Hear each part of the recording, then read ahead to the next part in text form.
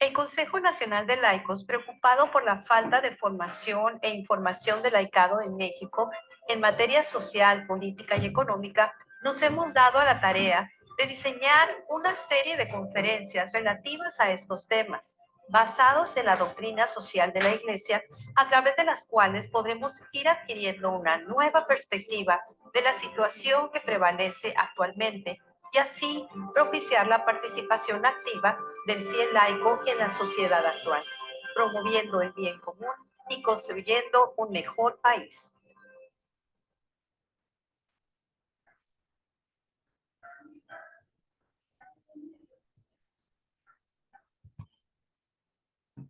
Muy buenas noches tengan todos. Iniciamos con una oración. Señor, tú llamaste a tu pueblo de la esclavitud a la libertad. Danos fuerza, sabiduría y coraje para salir al encuentro de aquellos que están necesitados de justicia. Permítenos ver esta necesidad, proporcionando ayuda y acompañamiento a través de tu Espíritu Santo. Reúnenos en torno a tu amado Hijo Jesucristo. Ponemos en tus manos esta formación laical, te pedimos por los frutos que de ella emanarán, para que seamos testigos fieles de tu presencia y caminemos unidos construyendo una sociedad donde reine la paz. Amén. Muy buenas noches, les damos la bienvenida en nombre de los presidentes del Consejo Nacional de Laicos, Mario y Rosario Sandoval, y al doctor Mauricio Limón. Me voy a permitir compartir un pequeño currículum aquí del doctor. Es el doctor Mauricio Limón Aguirre, abogado, máster en Derecho Ambiental, doctor en Derecho por la Universidad de Navarra en España, más de 20 años dedicados al tema ambiental. Como funcionario público llegó a ser subsecretario de Gestión para la Protección Ambiental en México y actualmente es socio director de Limón Consultores SC y consejero del Instituto Mexicano de la Doctrina Social Cristiana. Adelante, doctor. Buenas noches. Bienvenidos todos. Muchas gracias, muy buenas noches. Pues agradezco al Consejo Nacional de Laicos que me hayan invitado a hablar de un tema relativo al poder, políticas públicas y medio ambiente. Entiendo que sobre todo pues hay gente, bueno, hay gente aquí de todos lados del país, pero quizá un poquito más interesados ahora mismo en Coahuila y Estado de México. Y vamos a hablar de este tema que pues realmente me apasiona, que es el tema ambiental y la política, ¿no? La política y el medio ambiente, pues tenemos poco tiempo, así que vamos a entrarle. Cualquier interrupción es bienvenida. Lo que se trata es de un diálogo, motivarlos a que continúen con su preparación, pero sobre todo a debatir estos temas que son de por sí muy debatibles, ¿no? Como es el tema medio ambiente, cómo lo ve la doctrina social de la Iglesia y la política. No voy a hacer una explicación de la encíclica Laudato Si, esa es otra idea, pero por supuesto me voy a inspirar en ella. Me voy a inspirar también en la Evangelii Gaudium y en algunos otros documentos de la Iglesia para plantearles cómo, a mi juicio, cuál deberían de ser los retos, las visiones que debemos de tener en torno a este tema. Haremos una breve referencia al estado de la cuestión del medio ambiente, sin mayor profundidad, simplemente como para hacer un llamado de atención a la urgencia del tema, ¿no? Bien.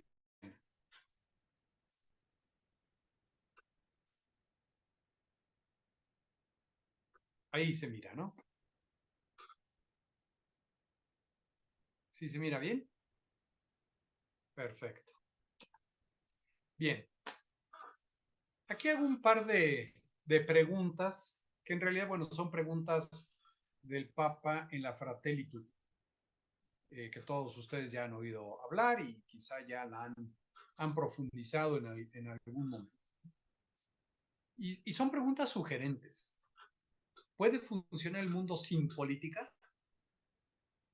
¿Puede haber un camino eficaz hacia la fraternidad universal y la paz social sin una buena política? Estas preguntas son muy buenas porque en una realidad como la de México de ahora, en donde parece que la actividad política de algunos o de casi todos los políticos y los partidos políticos existentes, pues parecería que podría funcionar perfectamente bien sin ellos el mundo, ¿no? Por lo menos este país, como que sentimos que podría funcionar un poquito mejor sin los actuales, ¿no? Y que puede haber un camino eficaz sin eso. Y la respuesta es, pues evidentemente no. No puede funcionar el mundo sin política y lo vamos a ver por qué. Es más, no habría ni mundo. ¿Por qué necesitamos católicos en la política? Para construir un pueblo cada vez más humanizado. En otras palabras, digamos en términos teológicos, para construir el reino de Dios. Pero en términos, digamos, más llanos, para construir un pueblo cada vez más humano, más humanizado. Porque no hay nada que sea humano que sea, digamos, que no sea de Dios.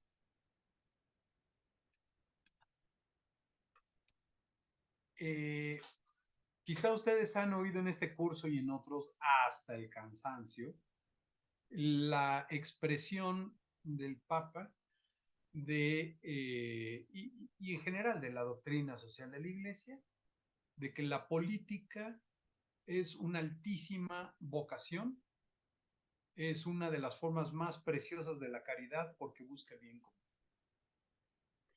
Y esto es real, no es utópico. Y creo yo que no solamente porque busca el bien común, sino que es porque es en donde te arriesgas más. Es decir, la búsqueda del reino de Dios se hace haciendo política. Y porque como llega a todos, por eso es la forma más preciosa de la caridad.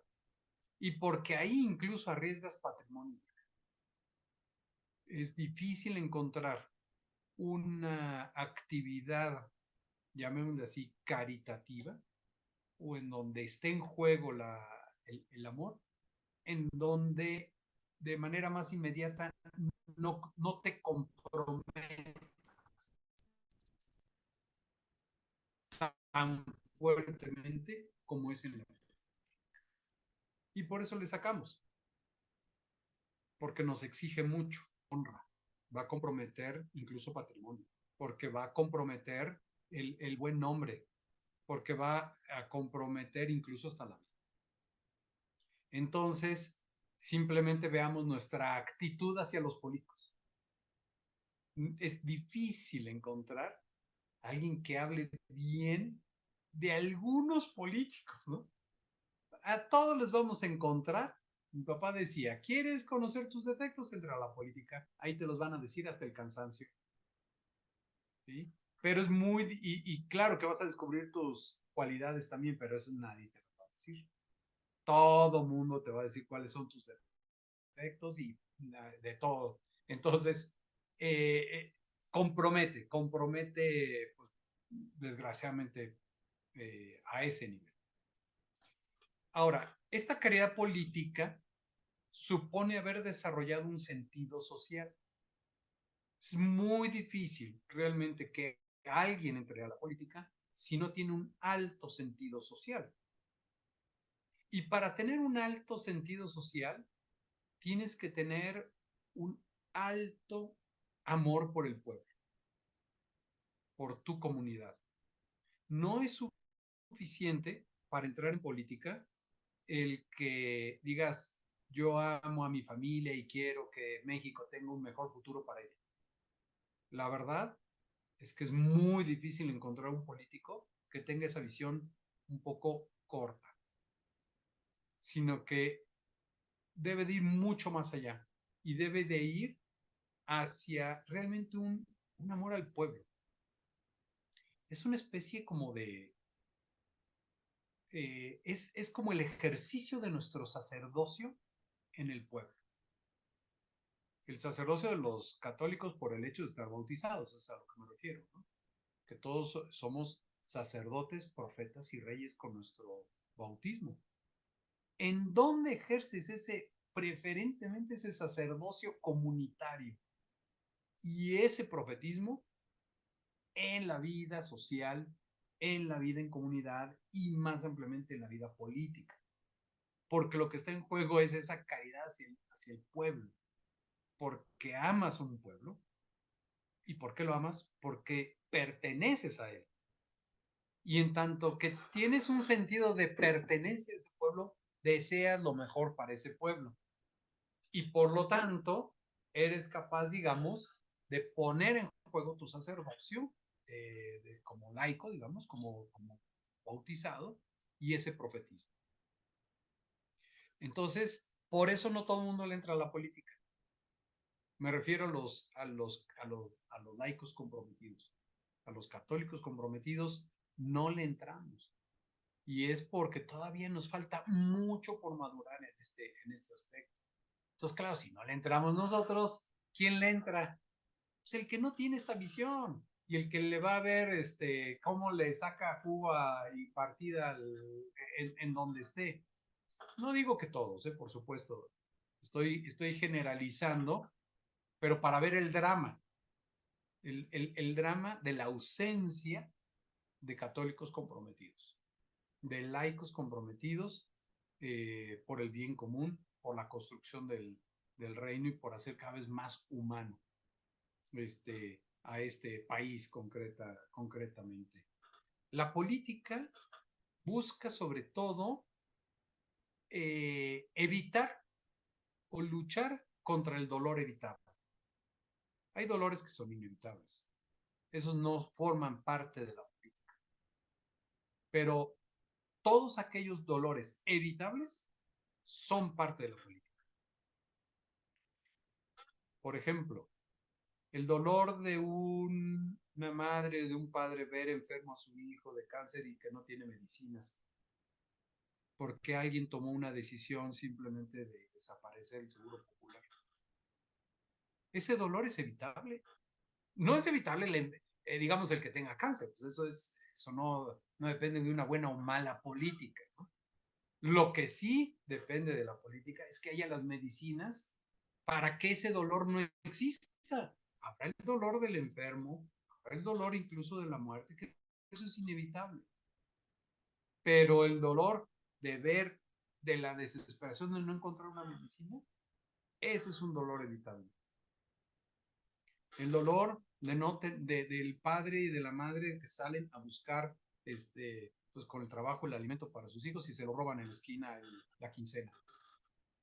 Ese es un dolor evitable. Esa es la chamba central de la política, de la buena política, de la política como caridad.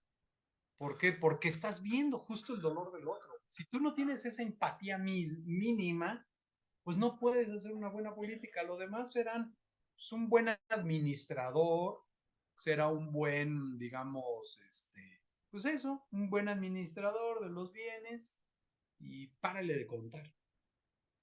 Pero no es lo mismo ser un buen administrador que un buen político, porque la política va más allá, mucho más allá, y atiende digamos que la centralidad es el dolor, ese dolor evitable, ¿sí?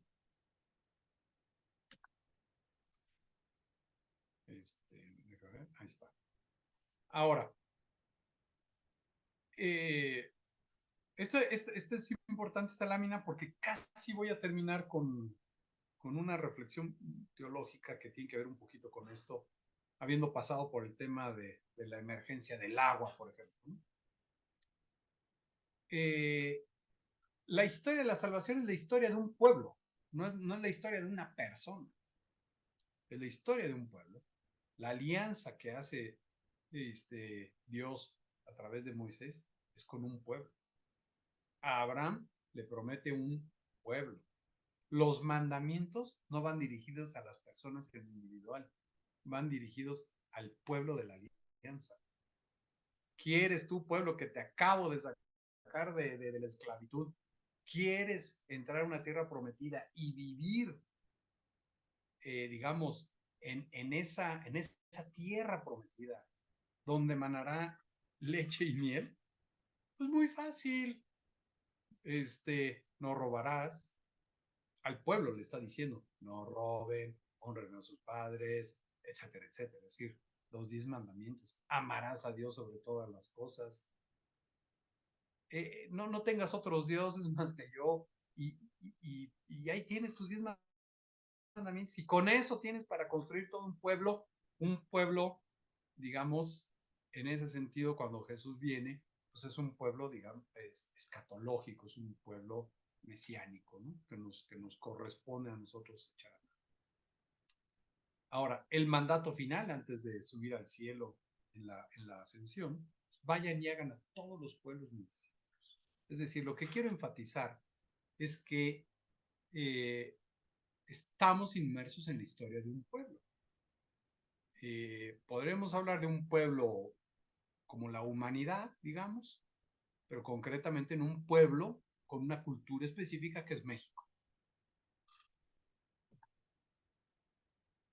Ahora, el pueblo entonces es el sujeto y objeto de la acción política.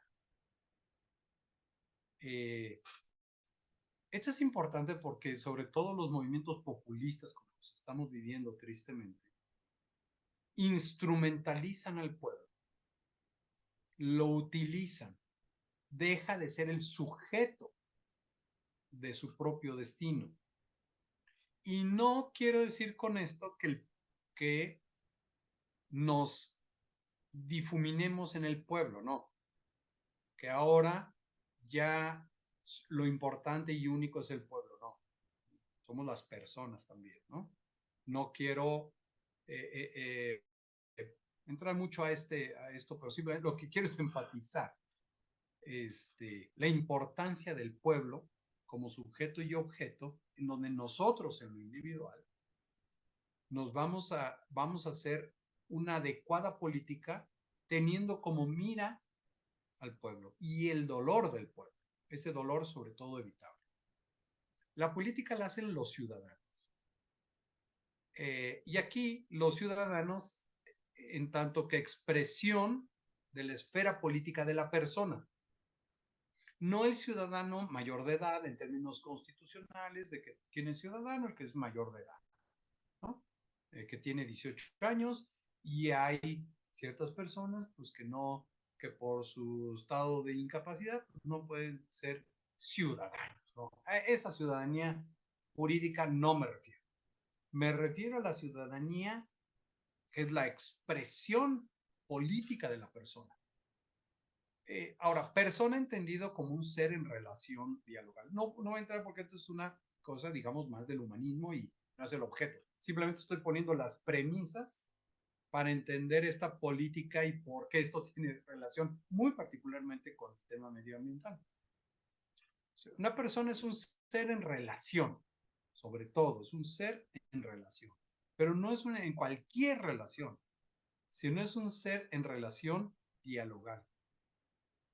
Desde que el bebé está en el seno materno, ya hay una relación, empezando por ahí, y es una relación de diálogo. Es increíble. Digo, los que somos padres, yo no soy mamá, pero es bien fácil ver cómo es tan fuerte que puede marcar a un hijo el no quererlo, por ejemplo. Simplemente el desearlo o no desearlo, eso ya marca al hijo. Ya le estás diciendo que no lo quieres. O ya le estás diciendo que sí lo quieres. Desde ese momento lo estás marcando. Porque es tan fuerte esa relación que se expresa en esa relación dialogal. Dialogal no es únicamente de palabra, ¿no? Porque en cada relación siempre hay un germen de diálogo. Lo que hace es que esa relación siempre sea dinámica.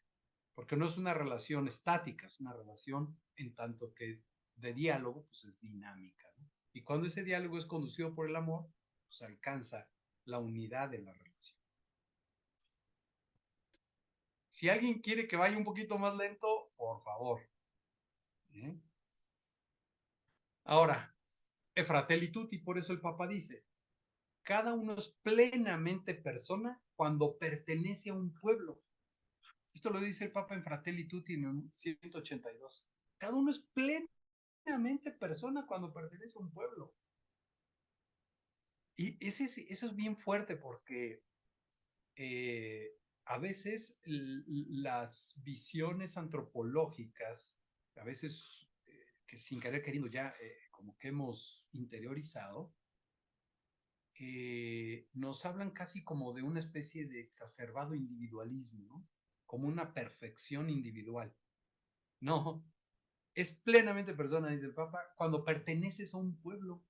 Y al mismo tiempo, no hay verdadero pueblo sin respeto al rostro de cada persona. Cuando un pueblo deja de ver a sus personas y no ve rostros concretos, pues ese pueblo no es un verdadero pueblo. Es una, digamos que un, pues como les diré, una especie de, pues de pueblo ahí medio chafón, digamos. Pueblo y persona son términos correlativos. Esto es interesante porque entonces, si soy plenamente persona cuando pertenezco a un pueblo, aquí lo importante es el sentido de pertenencia. Si no tengo un sentido de pertenencia, pues no me voy digamos, a desarrollar plenamente porque no siento al pueblo, no tengo un sentido de pertenencia a ese pueblo. En la migración es muy fuerte esto, porque el migrante no se siente mexicano si es haitiano, por ejemplo. Es haitiano y seguirá sintiéndose haitiano toda la vida y querrá integrarse al pueblo de México, pero más que quiera, su sentido de pertenencia no está en México, está en Haití. No es por poner un ejemplo, el mexicano en España o donde fuera, en Estados Unidos. En las generaciones futuras, esto se nota con claridad, ya el hijo, el nieto de aquel migrante, pues ya no sabe si su sentido de pertenencia es aquí o allá. Y bueno, por eso es fuerte, ¿no? Y eso es bien, bien interesante de la dinámica de los pueblos.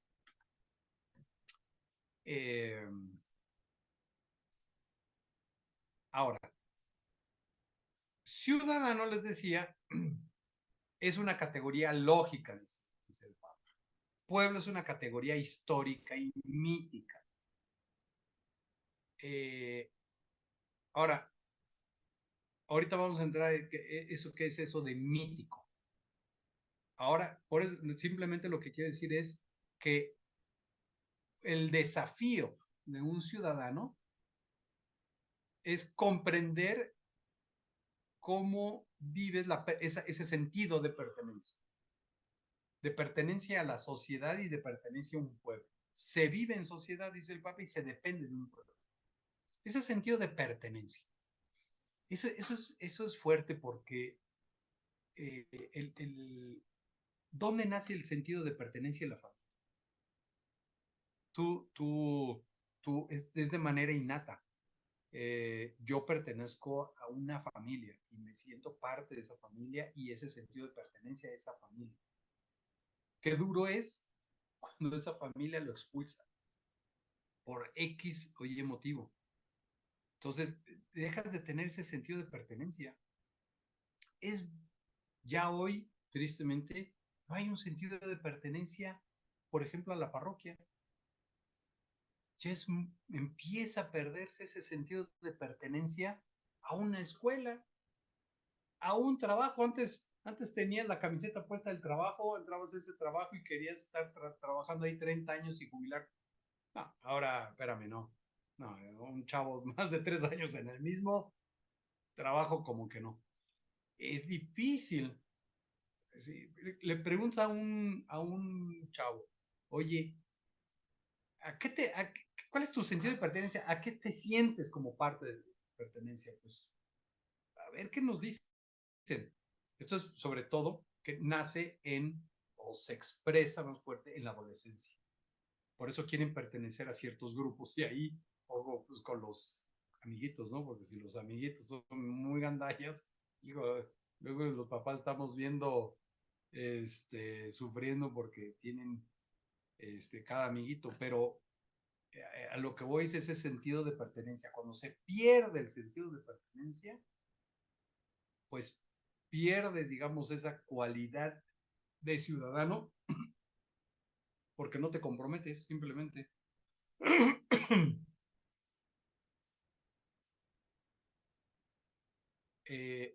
El ciudadano es, dice el Papa, significa etimológicamente, dice él, ciudadano citatorium, es decir, el citado.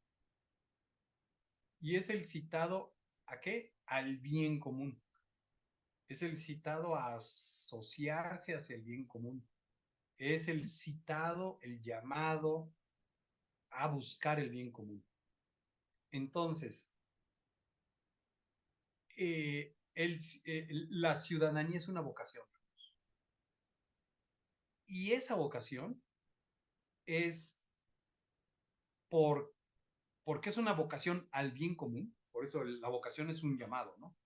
Y entonces, si un ciudadano se siente llamado, es decir, con la vocación a luchar por el bien común, entonces el espacio natural de esa persona va a ser la política.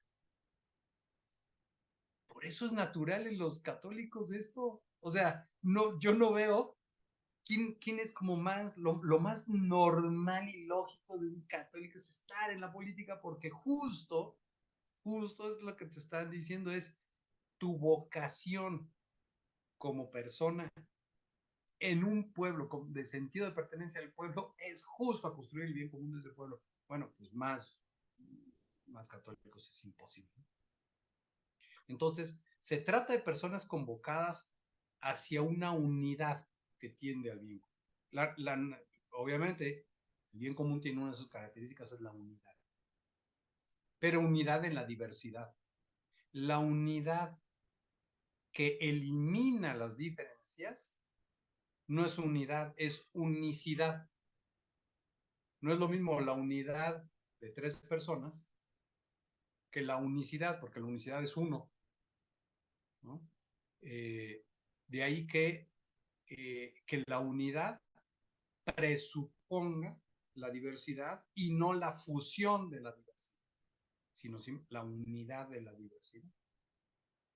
El espacio propio de la diversidad pues es la sociedad, ¿no?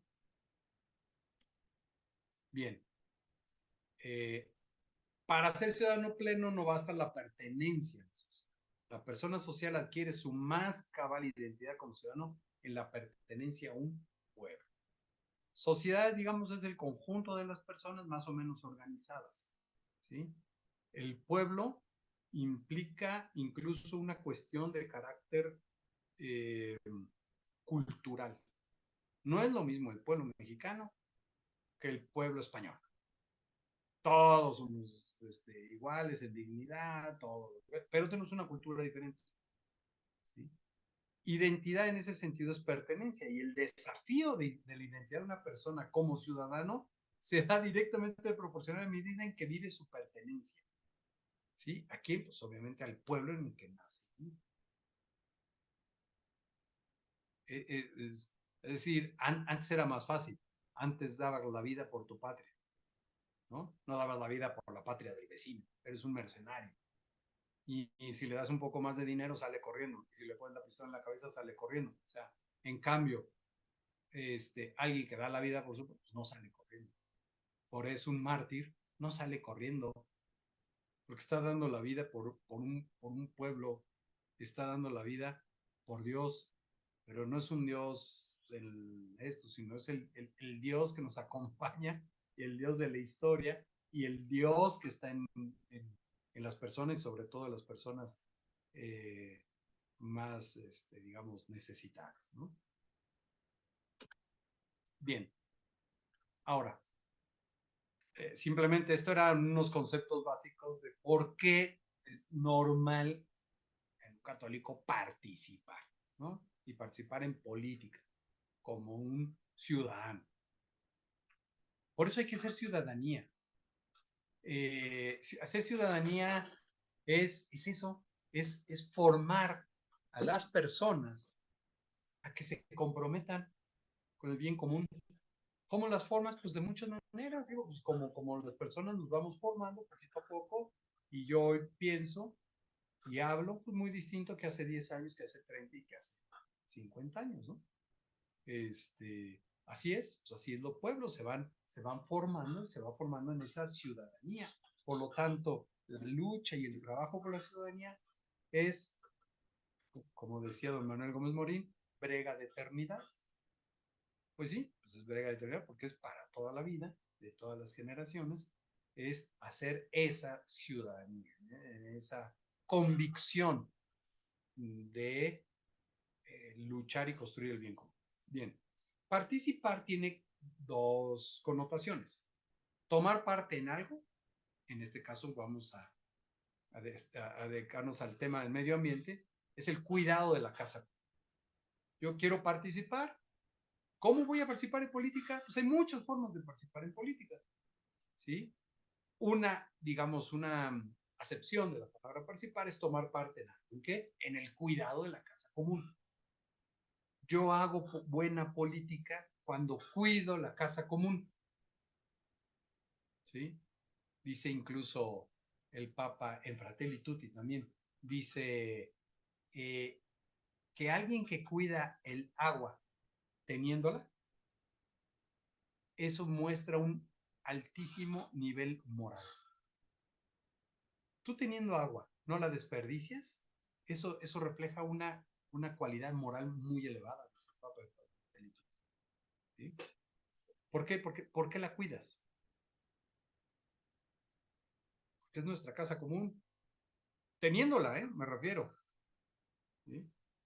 Ahora, otra forma de participar, dice una definición etimológica o de diccionario, es poseer de modo limitado e imperfecto algo que se halla en otro de modo total, ilimitado y perfecto.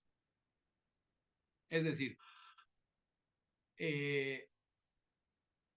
participo, ¿sí?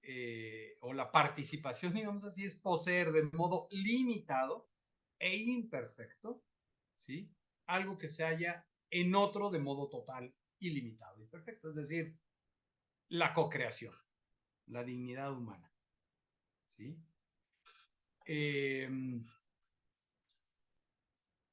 Participamos en la cocreación ¿con quién? Con Dios, que es perfecto, ¿no? Y nosotros de manera imperfecta. Bueno, la cuestión ambiental se sitúa entonces en este marco, en este doble marco, en el marco de participar, tomando parte en algo, en el cuidado como tal de la casa común, pero también se sitúa en el marco de perfeccionar, de ir perfeccionando la casa común. Y esto supone una visión de teología de la creación. Es decir, la creación no es algo acabado, como no lo es la persona ni las sociedades. La creación se va, digamos, perfeccionando también así, o deteriorando, como está pasando, pero no por sí misma, sino porque el hombre está deteriorando, pero también puede contribuir a su perfección. Por eso San Pablo, creo que a los romanos dice, la creación entera gime con dolores de parto la salvación de los hombres. Entonces, la cuestión ambiental se sitúa en el marco de reconocimiento del otro. No es de que, digamos, una visión exacerbada del derecho humano a un medio ambiente sano. Es, digamos, exacerbada en el sentido de un individualismo. La concepción, digamos, del derecho humano a un medio ambiente sano, justo se sitúa en el marco de una generación y de las generaciones futuras, ¿no? Entonces, por eso, la cuestión ambiental se sitúa en el marco del reconocimiento del otro. Y aquí quiero traer a colación, específicamente para el tema medio ambiente, estos 4 grandes principios que el Papa desde Evangelii Gaudium planteó, y es así como un criterio siempre en el Papa. Ustedes tienen detrás esto, van a entender muchísimo. Un primer criterio que quizá ya lo han escuchado mucho es este principio. El tiempo es superior al espacio. El tiempo te abre horizontes. El tiempo te permite mirar al otro y a la sociedad con un horizonte mucho más amplio. Decía mi papá, ¿qué sucedió, por ejemplo, entre el 1586 y el 1690? Pues puedes destacar quizá 1, 2 acontecimientos. Pero ¿cuánta gente vivió ahí en ese periodo? Es decir, la historia de un pueblo no se mide por años, ni trienios, ni sexenios. La historia de un pueblo, cuando menos, se mide por siglos. ¿Y cuántos van o viven un siglo? Entonces, la historia de un pueblo, el tiempo de un pueblo es muy superior al de uno, y por supuesto muy superior al espacio, porque el espacio te impone límites. Por ejemplo, yo soy diputado y ocupo una curul. Bueno, ese espacio, pues, ¿cuánto me va a durar? 3 años. Y si estoy de chapulín, pues otros 6, y párale de contar, ¿no? Y si soy presidente municipal, pues 3 añitos, quizá, o sea, 0, o sea, el espacio es muy limitado. El espacio te impone muchos límites, ¿no? Entonces, la riqueza del espacio está cuando se abre al tiempo. Un diputado es mucho mejor cuando echa a andar procesos que sabe que lo van a trascender, a limitarte en el horizonte de 3 añitos, porque pues eso no llega a nada, ¿no? Digamos, es la coyuntura del momento versus un horizonte mayor. De ahí que algo que es muy fácil identificar en un buen político y un mal político es si se obsesiona por los resultados inmediatos.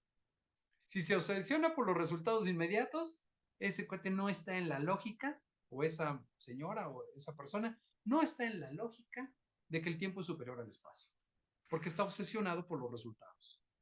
A fuerza, me ganso de que vamos a echar a andar el año 2019 el aeropuerto Felipe Ángeles. Y me ganso de que este año termina en el Tren Maya. Es una persona obsesionada por resultados inmediatos. Como si el pueblo de México viviera solo estos 6 años. Ese es un típico ejemplo de cómo puedo yo identificar a alguien que tiene un horizonte mayor, que está haciendo buena política. Claro, el populista típico pues se obsesiona por el espacio, lo quiere todo en ese momento. El anarquista, igual. El anarquista, ¿qué quiere? Que el cambio se dé en su época. Y si no, pues tomo las armas, quemo palacio o hago lo que se me dé la gana. ¿Por qué? Porque una persona así por naturaleza es violento. ¿Por qué es violento? Porque quiere cambiar en un muy corto plazo realidades pues, que no se cambian así. O sea, simplemente no funcionan así la vida. ¿Sí? Nadie de la noche a la mañana pues ya cumplió 10 años o 20 años o 50 años, ¿no? Pues es un poquito, es día con día. O sea, así como crece uno día con día, pues así el pueblo y así las naciones y así todo. Entonces, cuando no, a fuerza tienes que madurar y a fuerza tienes que ser como, no, eso es ejercer violencia. Ejerce violencia el que quiere que haya un cambio, primero a mi modo y rápido. Y si no cambias, pues busco de mil maneras ejercer una violencia con mentadas de madre en la familia y en los espacios. Bien, esto es un grave problema en materia ambiental. ¿Por qué? Porque los procesos ambientales son de largo plazo. Y la emergencia está de ya. ¿Cómo le hago para echar a andar políticas ambientales de largo plazo, pero que modifiquen la realidad ya? Porque, o sea, no la estamos acabando. ¿Sí? El cambio climático, bueno, eso ya es de veras de pena, o sea, para las próximas generaciones. O sea, vamos a pasar como una generación que, bueno, pues ahí a ver cómo nos van a calificar, ¿no? La pérdida de biodiversidad. O sea, como que vivimos sin pensar en que hay otras especies que nos estamos acabando, la deforestación creciendo a todo lo que da, la disponibilidad y calidad de agua cada vez más sobreexplotados. Hay los residuos, bueno, como si nuestro planeta fuera el basurero, o sea, da igual. Y esta es la cultura del descarte que dice el Papa. En la cultura del descarte, ¿qué es? Pues no veo. Y lo que no veo no existe. Y como no quiero que exista, pues entonces no lo volteo a ver. Entonces es muy fácil. Para mí alguien no quiero que exista, pues tengo de dos, o lo mato o no lo veo. Y como no lo volteo a ver, pues lo descarto. Oigan, ¿somos conscientes a dónde va nuestra basura? ¿Somos conscientes a dónde va lo que descargamos en el drenaje? O sea, pero como no lo veo, pues entonces, pues, sabe Dios. Entonces simplemente no me motiva mayormente, ¿no? La emergencia, estos son así como encabezados de hace poquitos semanas, encabezados de periódico. Nuevo incendio en la primavera consume 2.384 hectáreas. Sembrando vida provoca gran deforestación. La sequía se agrava en México. México pierde 128.000 hectáreas de bosque al año. El reto de dar vida a la cuerda es un país en donde se asesina a defensores ambientales. Y bueno, y échenle todos los temas que quieran.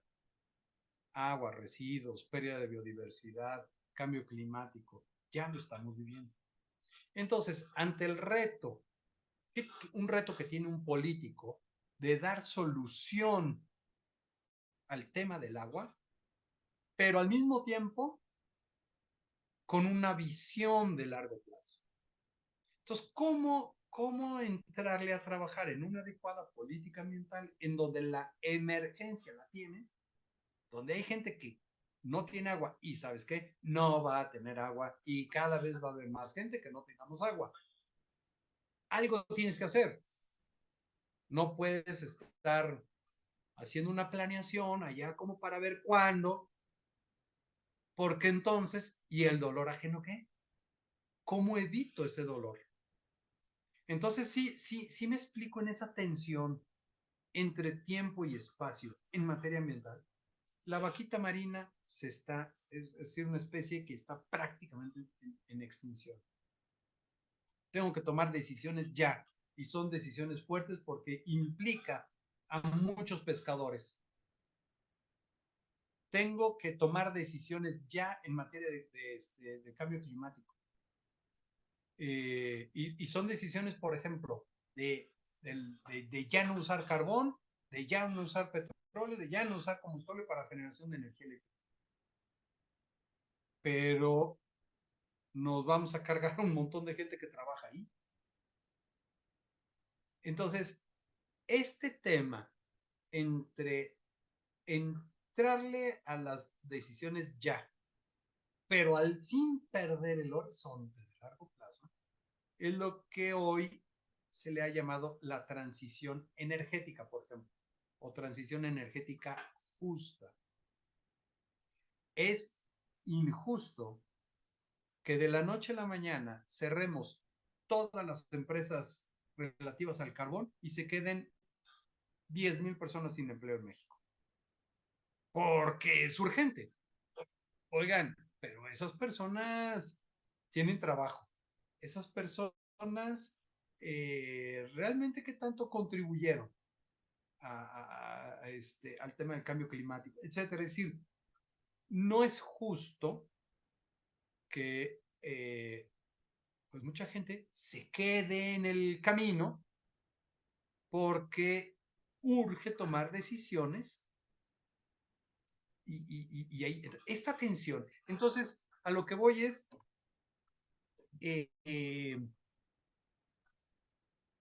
un político que te ofrece soluciones inmediatas, ese no es un buen político. Como no lo es aquel que también te ofrece, así como allá veremos dentro de cuánto. No, el buen político es, en este caso ambiental, me refiero, a, incluso el mismo Papa lo dice en Laudato Si. La miopía de la construcción de poder detiene la integración de una agenda ambiental con mirada amplia en la agenda pública de los gobiernos. Se olvida así que el tiempo es superior al espacio, que siempre somos más fecundos cuando nos preocupamos por generar procesos más que por dominar espacios de poder. Entonces, la clave son los procesos. Por eso ahí pongo participar en la generación de historias y procesos que construyan poder. No tratar de imponer resultados, ¿sí? Porque ese es un inmediatismo, ¿sí? Entonces, aquel que, que busca la solución de los problemas ambientales a través de generar esos procesos que empiecen ya, pero que no se agoten ya, esa es una clave, digamos, en materia ambiental para distinguir de un buen político de un mal.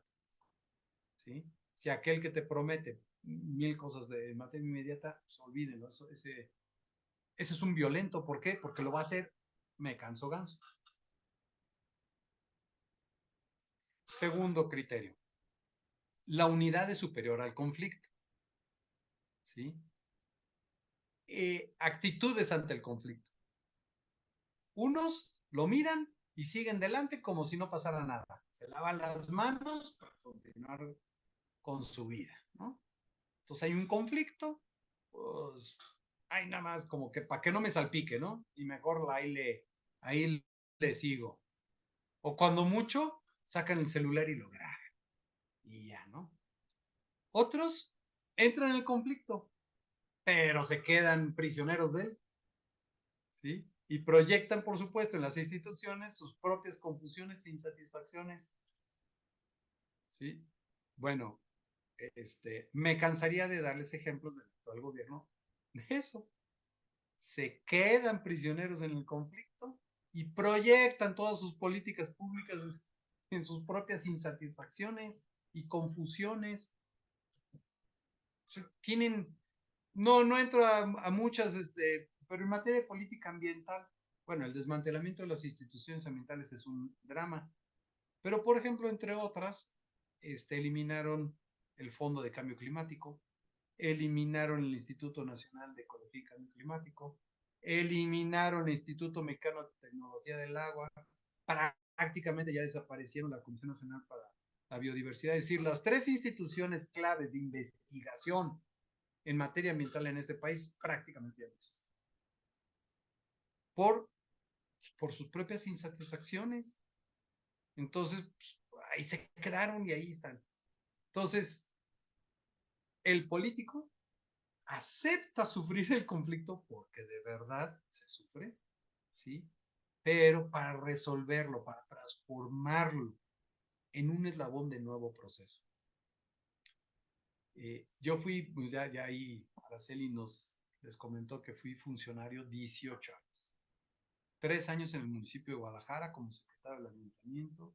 Luego fui secretario de gobierno en el estado de Jalisco, subsecretario en Semarnat, subprocurador jurídico en Profepa. Es decir, a lo largo de todos esos años, de ocupar puestos, pues afortunadamente, pues importantes, lo primero es que sí tienes que asumir, sufrir los conflictos. No hay de otro. Si no, ni le entras. O sea, porque si vas a tener la piel bien suavecita, pues no. ¿Sí? Hay que sufrirlos. Pero no para quedarte en él. Es precisamente para transformarlo, ese conflicto. Y ese conflicto no se transforma porque tú lo digas o porque tú tengas la idea más maravillosa. Ese conflicto en realidad se va a poder transformar con la participación de todos los que están ahí metidos en el conflicto. ¿Sí? Hay quien no quiere resolver el conflicto porque se mete en el conflicto y genera el conflicto y alimenta el conflicto. Y eso es lo que quiere. ¿Sí? Es obvio que cuando tú detectas a alguien así, no vas a poder construir con él. Pero hay otros con los que sí puedes construir. Y ahí es donde pues, vas viendo pues, quién tiene esa sensibilidad. Así que por eso aquí pongo hasta abajo, no es apostar la solución del conflicto, no es apostar por un sincretismo. Pues mira, tú, yo, para acá y todos contentos, todo el mundo se siente satisfecho porque ahí aportó. No. Ni por supuesto la absorción de uno por el otro. Ya le gané. Sino por la resolución, dice el Papa, en un plano superior que conserva en sí las virtualidades valiosas de la polaridad en pugna. Es decir, no se trata, perdón, un poquito de filosofía, no se trata de hacer al estilo Hegel, de tesis, antítesis, síntesis, ¿no? Eso nos enseñaron desde secundario, prepa, ¿no? Que eso era la tesis, síntesis, tesis, antítesis y síntesis. ¿Por qué? Porque la síntesis supone la desaparición de la síntesis y de la tesis y de la antítesis, perdón. Entonces, así es como, según Hegel, va caminando las cosas. Pero ese caminar va suponiendo dejar, aniquilar, digamos, la tesis y la antítesis para crear una síntesis. Aquí el Papa lo que proponen no es eso. Aquí lo que propone es conservar la virtualidad de las polaridades, es decir, de la tesis y de la antítesis, pero encontrar en un plano superior esa síntesis que no los aniquile.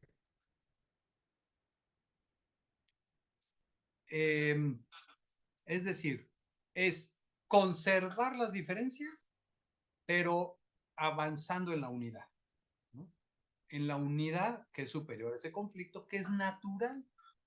Los conflictos son naturales. Y si ahora te dicen, ¿hay más conflictos que antes?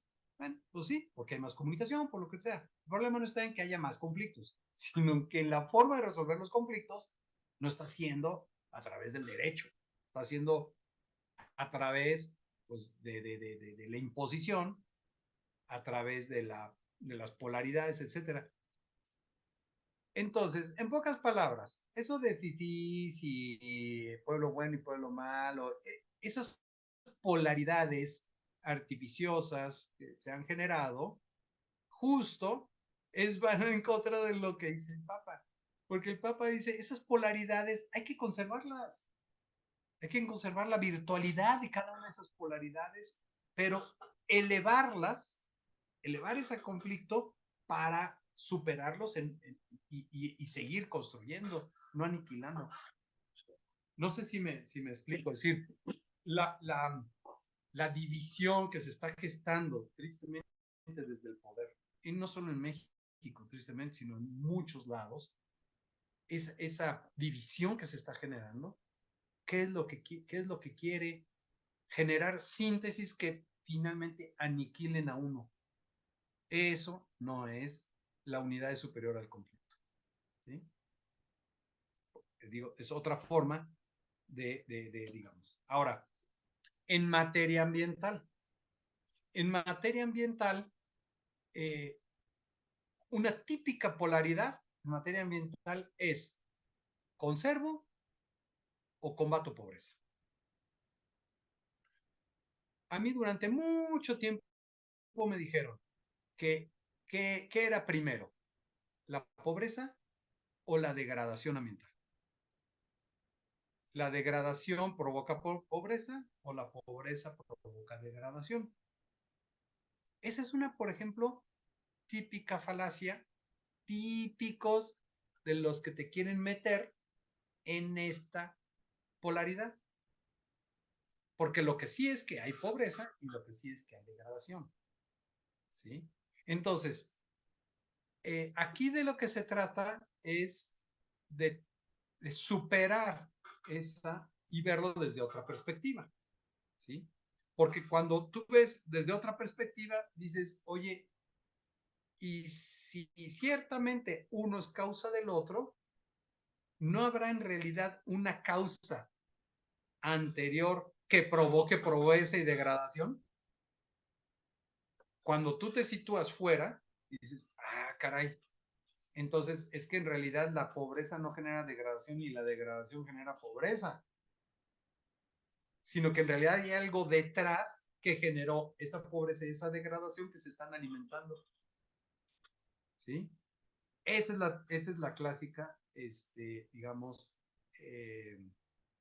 idea del descarte. Cuando yo descarto a la persona y descarto la naturaleza, ¿qué pasa? Pues degrado y genero pobreza. Y entonces la pobreza va a generar degradación y la degradación va a generar... Pero yo ya me zafé. ¿Sí?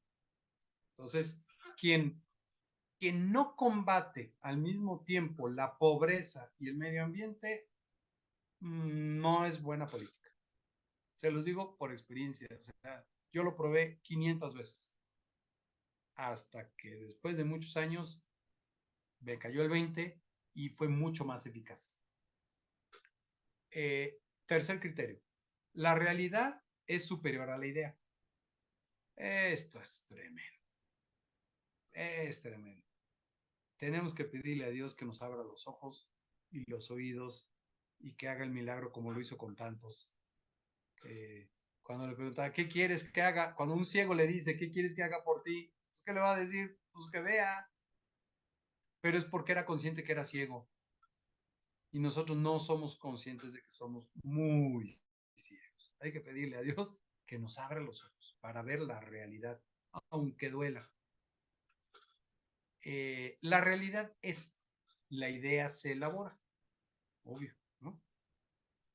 La realidad, aquí dice el Papa, es increíble porque dice, ¿cuáles son maneras globalizantes de diluir la realidad?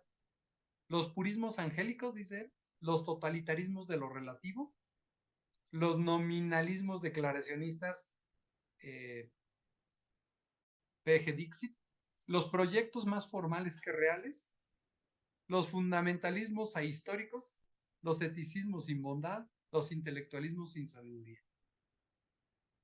Lo que convoca es la realidad iluminada del razonamiento, ¿no? Dice el Papa en Evangelii Gaudium, hay políticos que se preguntan por qué el pueblo no los comprende. O sea, no, estamos muy lejos, ¿verdad? Y no lo sigue si sus propuestas son tan lógicas y claras. Posiblemente sea porque se instalaron en el reino de la pura idea y redujeron la política a la retórica o a la mañanera Otros olvidaron la sencillez e importaron desde fuera una racionalidad ajena.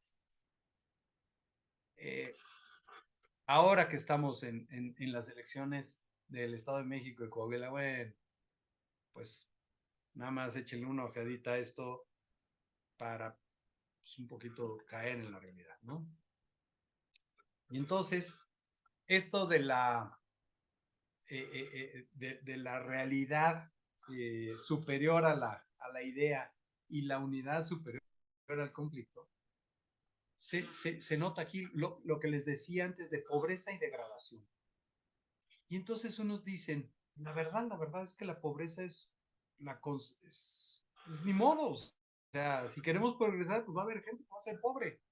Ah, sí, porque no eres tú, ¿verdad? Entonces, claro que es una forma de entender el progreso, ¿no? Y dice el Papa, las razones por las cuales un lugar se contamina exige un análisis del funcionamiento de la sociedad, o sea, tengamos la capacidad de ver la realidad, qué es el funcionamiento de la sociedad, de su economía, de su comportamiento, de su manera de entender la realidad. ¿Por qué hay lugares tan contaminados, tan degradados y cada vez peor? Y no solamente lugares, sino cada vez más amplias zonas. Pues es que hay que hacer un análisis de la realidad, un análisis de cómo está funcionando la sociedad, la economía, cómo funciona la gente, pues cómo entiende la realidad. Por eso aquí es de nuevo el diálogo, ¿no? El diálogo de saberes, el diálogo de todos. Aquí es donde el Papa dice, también los cristianos tenemos algo que aportar y tenemos algo que aportar desde nuestra fe y no puede quedar de lado, porque si queda de lado, pues ya no va a haber esa capacidad de diálogo entre todos los saberes, el científico, el tecnológico, el cultural, el filosófico, el derecho, o sea, las culturas, lo cultural. Entonces, cuando entras en diálogo con esto, logras pues, una cierta solución mejor a los problemas, ¿no? Y más en problemas complejos como es el tema, por ejemplo, de la contaminación. ¿Cómo resuelves el tema de la contaminación? Ahora está, por ejemplo, el tema de los plásticos. Entonces estamos no, los plásticos. Sí. Oye, pero ¿por qué lo estás sustituyendo por cartón? Oye, ¿y el cartón de dónde viene? Pues de la celulosa. ¿Y la celulosa de dónde viene? Pues de árboles. Va a ser muy interesante ver en muy poquitos años, no sé, unos 2, 3 años, cómo ha crecido la demanda de madera para celulosa y para papel y cartón, que es el que está sustituyendo las bolsas de plástico. ¿Sí? ¿Sí me escuchan? Bien. Ahora, cuarto criterio. El todo es superior a la parte. Aquí es bien interesante porque hay un criterio muy ambiental que es pensar globalmente y actuar localmente.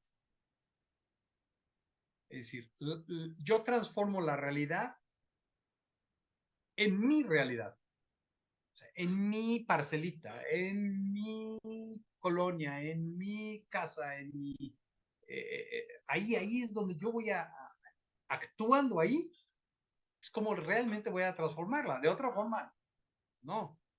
Pero ojo, yo no puedo quedarme en ese gueto chiquito, ¿no? Tengo que pensar globalmente.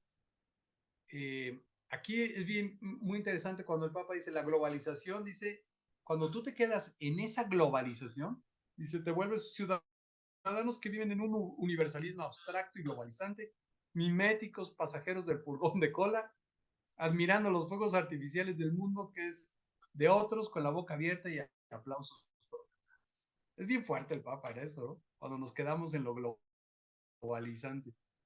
Pero cuando nos quedamos en ese localismo, Dice, ciudadanos que se convierten en museo folclórico de ermitaños localistas, condenados a repetir siempre lo mismo, incapaces de dejarse interpelar por el diferente y de valorar la belleza que Dios derrama por eso. Es muy fuerte, ¿no? Es muy fuerte porque a veces pensamos que, pues como sobre todo, por ejemplo, en términos de comunidades indígenas, como que todo está ahí. No, no, espérate. Sí actuemos ahí, pero abramos los ojos al mundo, ¿no? Ampliemos la mirada, ¿sí? Para reconocer un bien mayor, pero hundiendo las raíces en la historia del propio lugar. Ahí es donde se exige. Empezando por tu casa, por separar la basura, pero no agotándote ahí. ¿Por qué haces eso? ¿Qué hay más allá de eso? Bien, dice en Laudato Si, hoy el análisis de los problemas ambientales es inseparable del análisis de los contextos humanos, familiares, laborales. ¿Sí? Hay una interacción entre los ecosistemas y entre los mundos de referencia social. Así se muestra una vez más que el todo es superior a la parte. ¿Sí? Es decir, el Papa lo que nos invita es a mirar la casa común. Pero en la casa común no habitamos todos en la casa común. Habitamos todos en la casa común, pero no todos en el mismo cuarto de la casa común, ¿no? Entonces, tú estás en tu cuarto, pues limpia tu cuarto, cuida tu cuarto, si alguien vive contigo, pues organícese para que ese cuarto esté limpio, pero vean que hay otros cuartos al lado también, ¿no? No le estén echando la basura al cuarto al lado. Hay una interacción entre el tema ambiental y el tema social. ¿Sí? La ecología social y la ecología natural.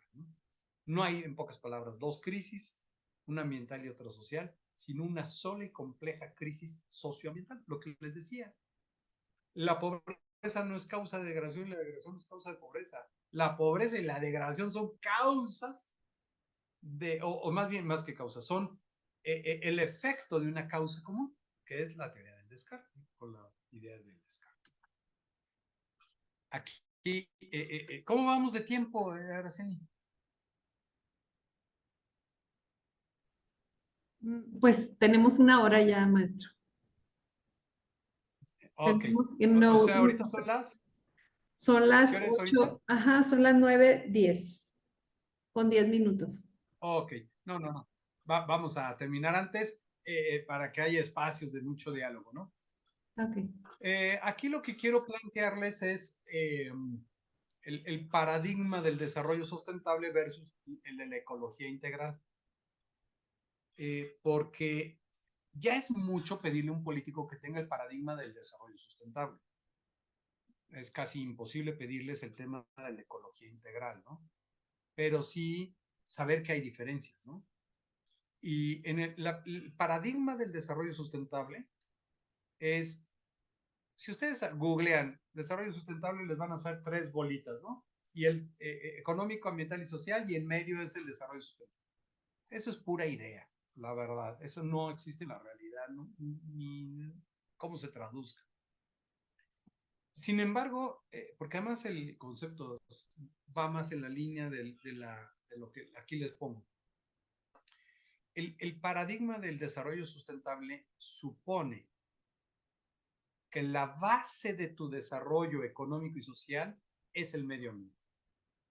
Es decir, a mayor medio ambiente, un ambiente más fuerte, más sano, mayor capacidad de desarrollo social económico. ¿Sí?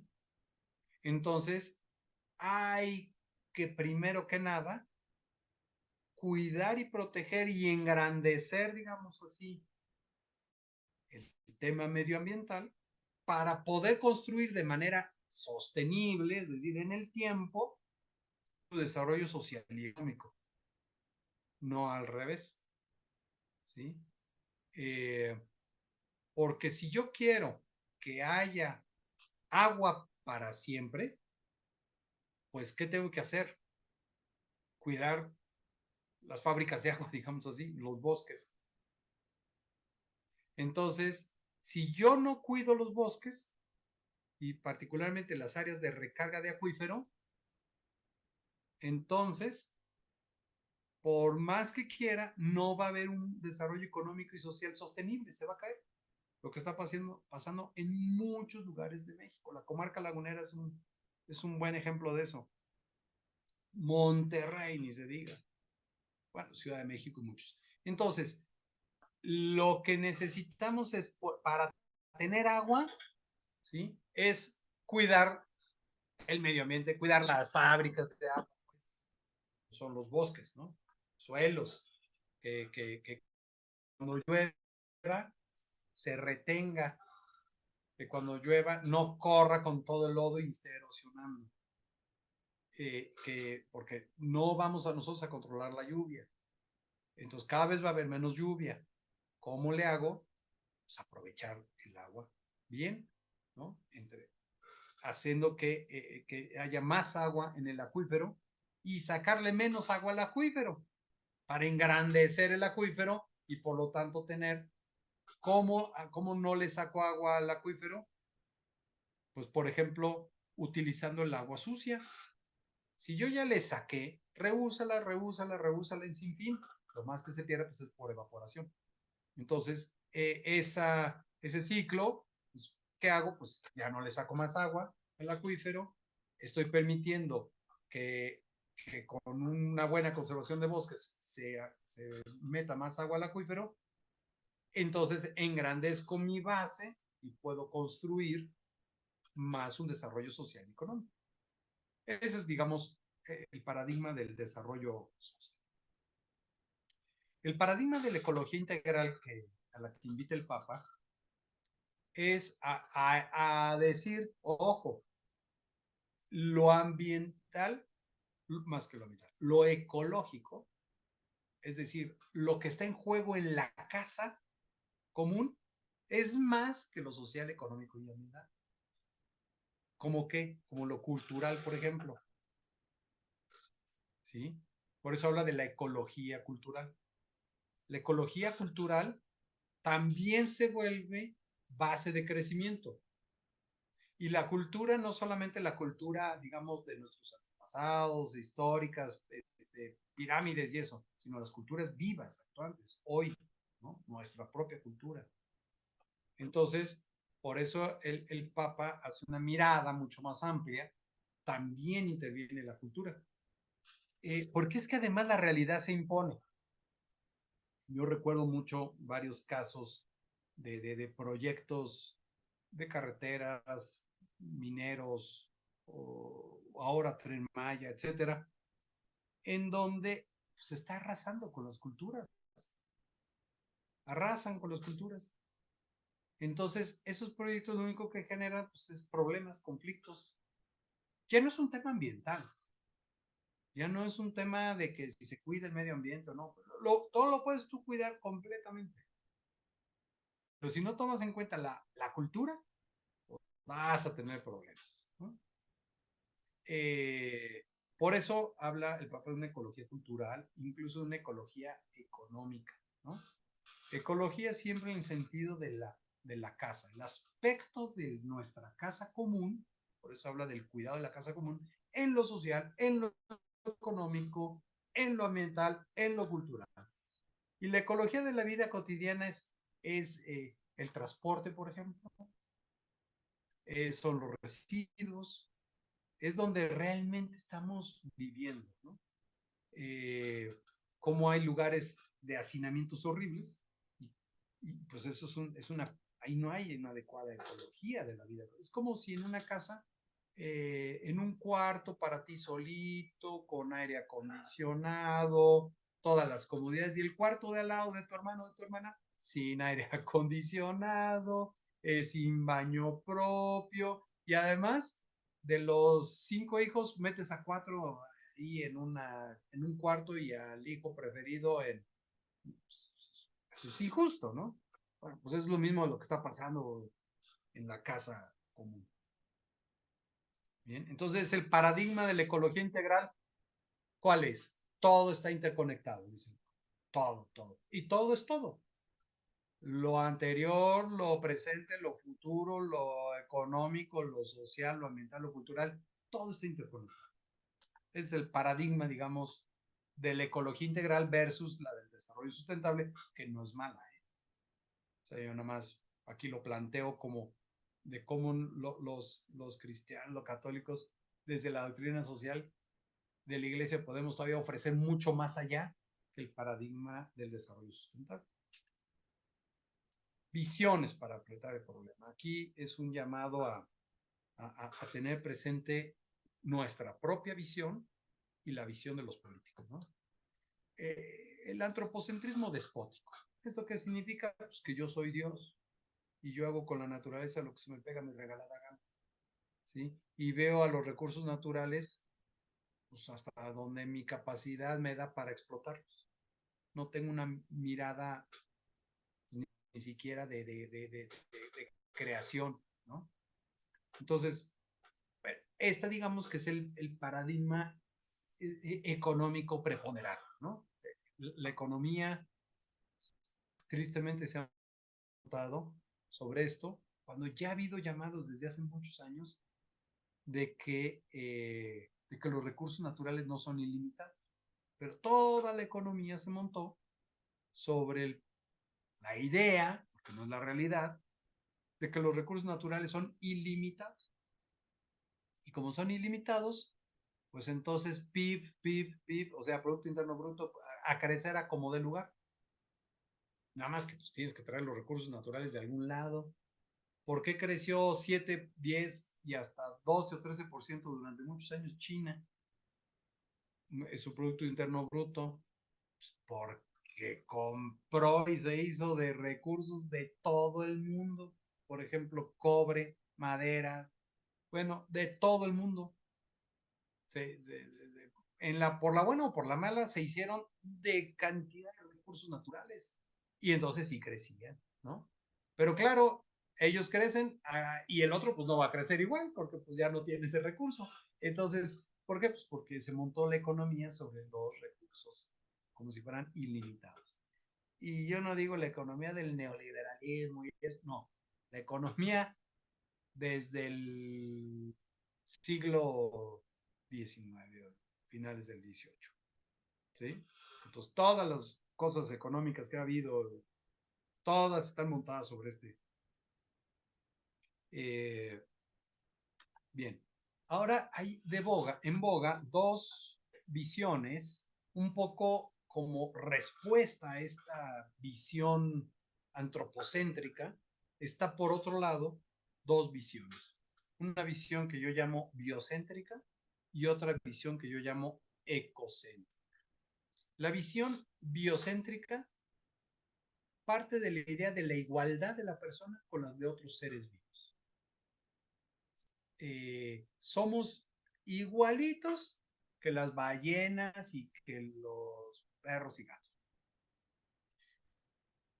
Se enfatiza en esta visión la vida, digamos.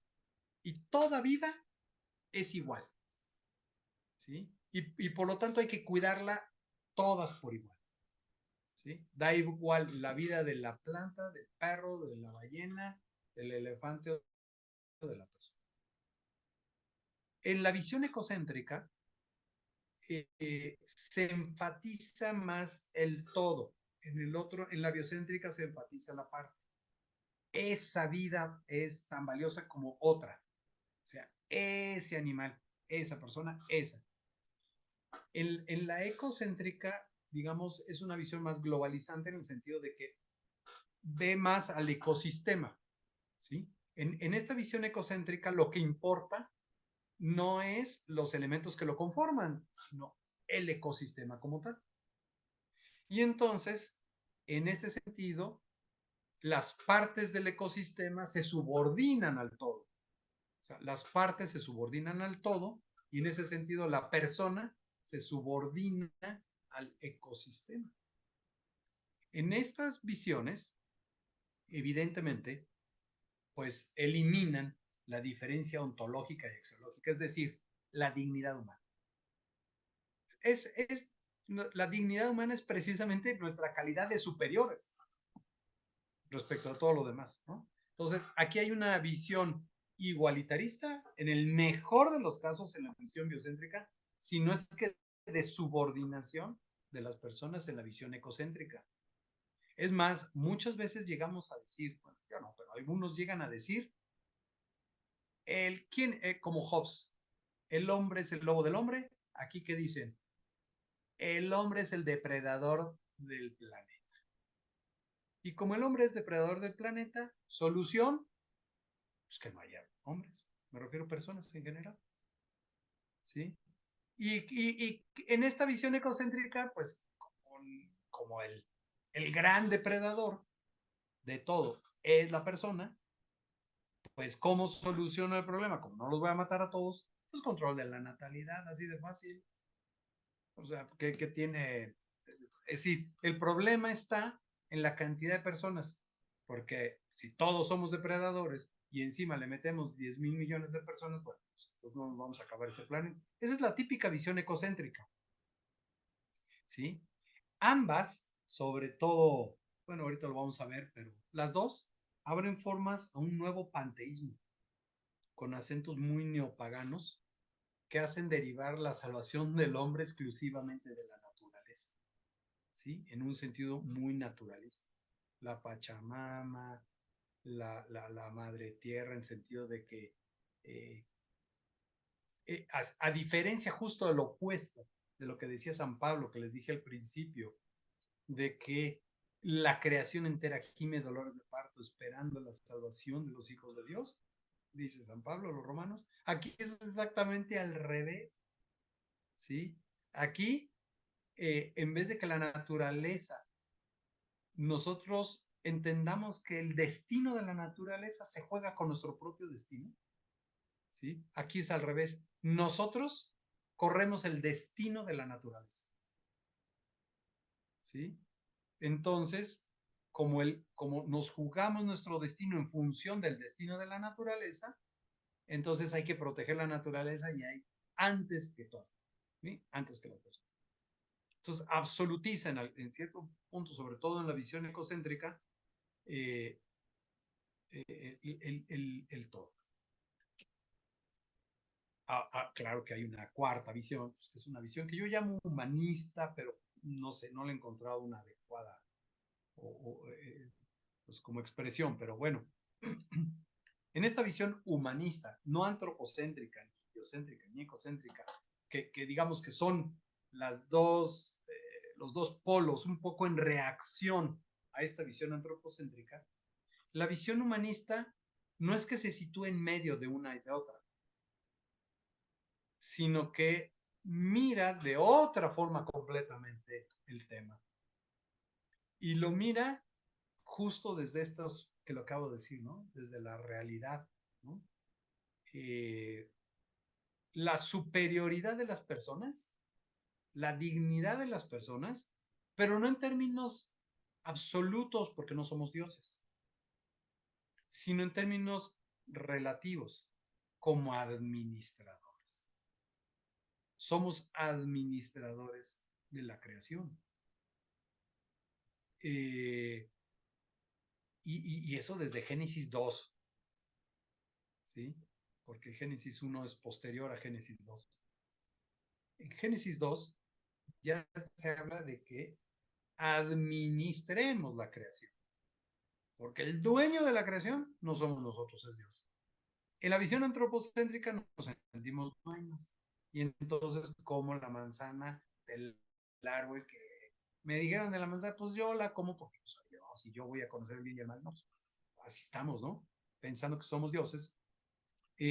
Entonces, aquí hay una dignidad, pero esa dignidad, en términos de creación, nos hace justo ver al otro como deudor de mi administración.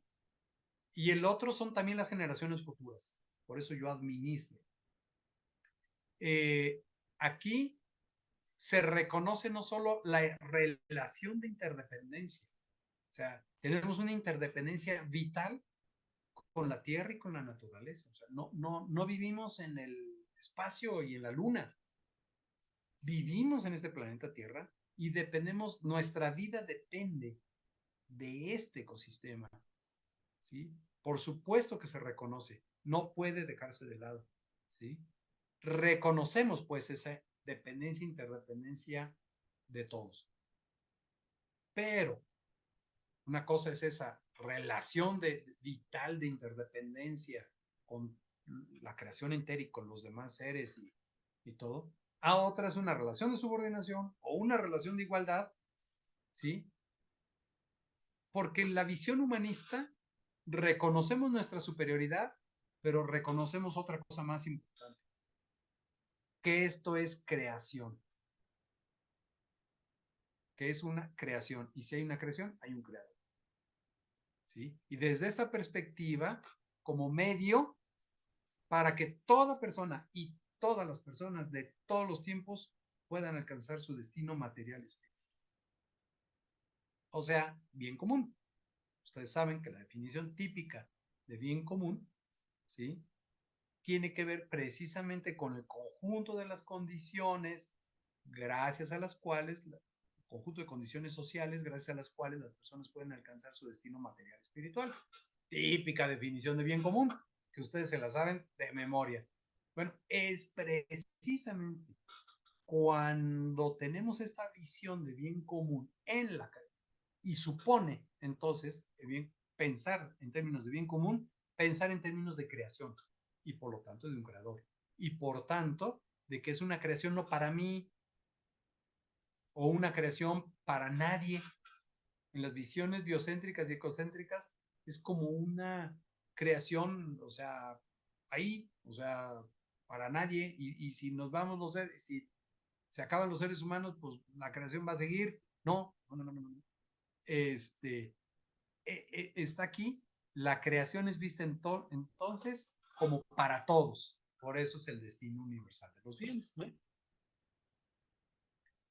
La persona es custodio y responsable de la creación y reconoce un orden, cosmos, ¿no?, y una creación como herencia común. O sea, que como ven, pues es muy diferente a las otras visiones y no es una visión intermedia. Ahora, esto es bien, pongo así nada más, tres en términos cristianos, ¿no? Estas visiones que yo les decía, la antropocéntrica, la biocéntrica, la ecocéntrica y la humanista, tienen su expresión, digamos, teológica. ¿Por qué? Para para una típico, digamos, ecocéntrico, una persona que tenga esa visión ecocéntrica, tiene en realidad una visión teológica cósmica. Es decir, en las religiones cósmicas son esas religiones en donde lo importante, el típico New Age, ¿no? Lo importante es estar bien tú con el cosmos. La energía del universo, esa energía es, y ese cosmos, ese orden, ¿sí? En la medida en que yo me incorpore a ese orden, es como mi destino final. Y hay religiones cósmicas, ¿no?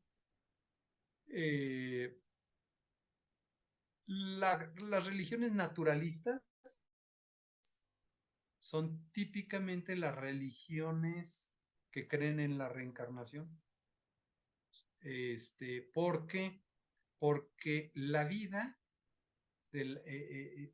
es como una expresión de la naturaleza, por lo tanto no se va a acabar, va a ser en un ciclo sin fin, ¿sí? En donde en la medida en que yo me fusione con la madre tierra, en esa misma medida yo voy a tener, digamos, este, pues mi destino, pues estamos hablando de la religión, entonces mi destino final, ¿cuál es? El deseable en esas, pues es la naturaleza. En el otro es más en religiones cósmicas,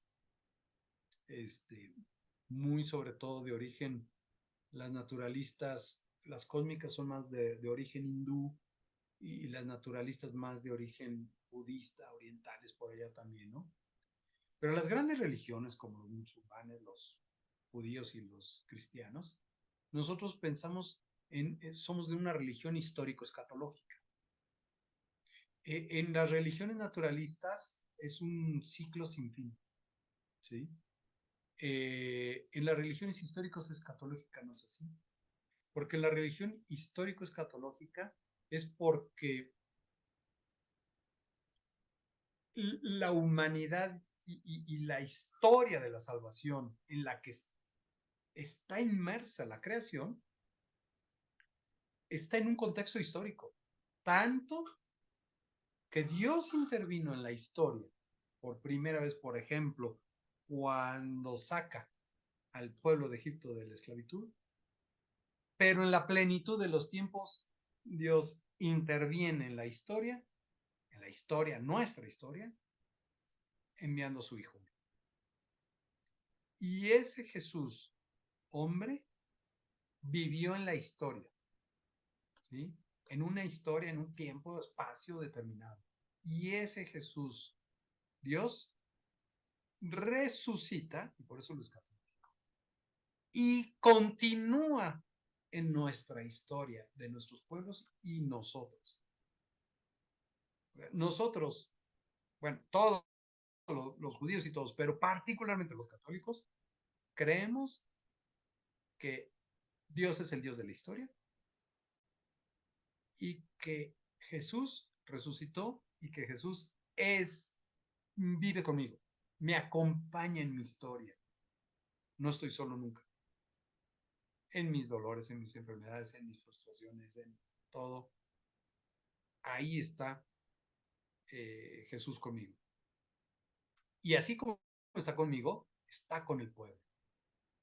Y Jesús ahorita nos está acompañando en los dolores más fuertes que hemos vivido en la historia de México. Pero esta historia no tiene un fin en la cruz. O sea, tiene un fin en la resurrección. Y en la resurrección que nosotros creemos de los últimos tiempos. Por eso es escatológico. O sea, no estamos pensando en la creación se va a apagar el sol y pues ya. Y ya, pues sabrá Dios allá dentro de los no sé cuántos cientos de millones de años, pues ya no va a haber sol, pues ya no va a haber personas. O la luna, como se separa de la Tierra, pues ya llega un momento que ya se separa y se acaba todo esto por mi causa. No, o sea, nosotros no creemos eso.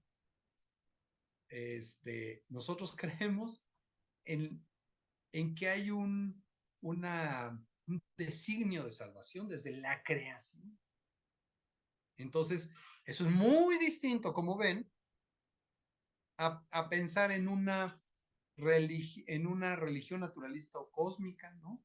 Muy, incluso, como les decía, muy hasta en términos neopaganos, ¿no? Porque es casi el dios sol, dios de la tierra, etcétera, ¿no? En fin, a lo que voy les digo, ojo con estas visiones porque tienen una fuerte, fuerte, fuerte presencia, sobre todo ahora entre jóvenes en términos ambientales, ¿no? Y claro que nos venden los políticos estas visiones, pues son muy atractivas, ¿sí? Vean nada más el mugroso Partido Verde. Bueno, esos no ofrecen nada de esto, pero bueno, eso es hasta la pena de muerte, pues bueno. Termino con dos laminitas. Algunas pautas, algunos criterios. Conocer y usar la biodiversidad en ese orden. Porque usarla sin conocer, pues es irresponsable. Y conocerla sin usarla, pues es puro estudio científico. No, la tenemos, pero hay que conocerla, ¿no? Hay que conocerla y usarla en ese. ¿Sí? Y ahí vienen los principios de prevención y precaución. Gaia no es Dios. O sea, la Tierra no es Dios, el universo no es Dios. La creación entera está en orden a la salvación. Por eso esta visión histórico-escatológica. El destino universal de los bienes, principio de doctrina universal de la Iglesia tan olvidado, que no es lo mismo que socialismo, populismos o darles dádivas a todos. ¿Sí? Porque como decía Juan Pablo II, sobre toda propiedad privada grava una hipoteca social, pues yo digo que también grava una hipoteca ambiental. Solidaridad intra e intergeneracional. Por una ecología humana para una ecología ambiental y no al revés. Impacto ambiental e impacto social. Hay que considerar esos dos aspectos porque no hay dos problemas separados, sino una sola y grave crisis socioambiental. Acceso a los beneficios y al desarrollo para todos. Por eso queremos transiciones justas, no que transiciones energéticas justas, transiciones ecológicas justas, no que dejen fuera. Acceso a la información y a la participación e internalizar los costos ambientales y responsabilidad por el daño, ¿no? Última lámina, les propongo estos desafíos. Diálogo, diálogo, diálogo, diálogo. Superar ese inmediatismo ansioso. Los políticos son muy, con tal de ganar votos, hacen lo que sea, ¿no? La transversalidad de las cuestiones socioambientales. Ahí vas a ver que político es más, en lo ambiental es más fino que tú, ¿sí? Ya que hablen de ecología, pues es bueno, pero ahora hay que ver cómo lo afrontan, ¿no? Y un cuarto, ese ya es para nosotros, la conversión ecológica a la que se refiere el Papa en Laudato Si. Colorín colorado, este cuento se ha acabado. Muchas gracias. Sí, Blanca. Buenas noches, licenciado. Soy Blanca de la Torre de Torreón, Coahuila, acá.